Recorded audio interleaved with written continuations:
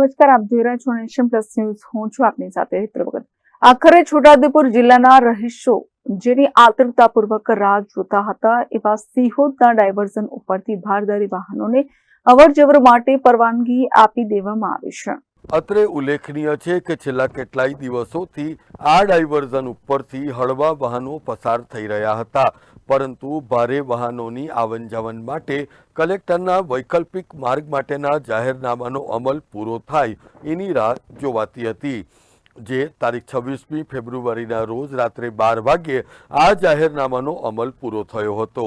એ સાથે જ સિહોદના all weather diversion ઉપર હલકા, ભારે અને તમામ પ્રકારના વાહનો હવે અવર જવર કરી શકશે એમ નેશનલ હાઈવે ઓથોરિટીએ જણાવ્યું હતું. અત્રે ઉલ્લેખનીય છે કે 1.5 વર્ષ પૂર્વે જ સિહોદનો હાઈવે બ્રિજ બેસી ગયો હતો અને તે સમયથી જ આ માર્ગ ઉપરથી ભારે વાહન વ્યવહાર બંધ કરી દેવાયો હતો. જો કે થોડો સમય વીત્યા બાદ હળવા વાહનોને પસાર થવાની અનુમતિ પણ આપવામાં આવી હતી. જો કે સમય જતાં આ બ્રિજમાં વધુ સેટલમેન્ટ થતાં તમામ વાહનો માટે વાહન વ્યવહાર બંધ કરી દેવામાં આવ્યો હતો.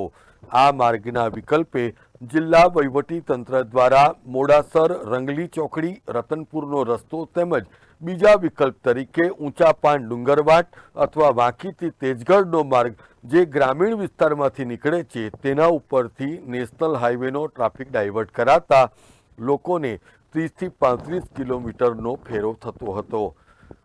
નેશનલ હાઈવે ઓથોરિટી દ્વારા 2.5 કરોડ રૂપિયાના ખર્ચે ઓલ વેધર ડાયવર્ઝન પણ રેલવે બ્રિજ અને હાઈવેની વચ્ચે બનાવાયું હતું.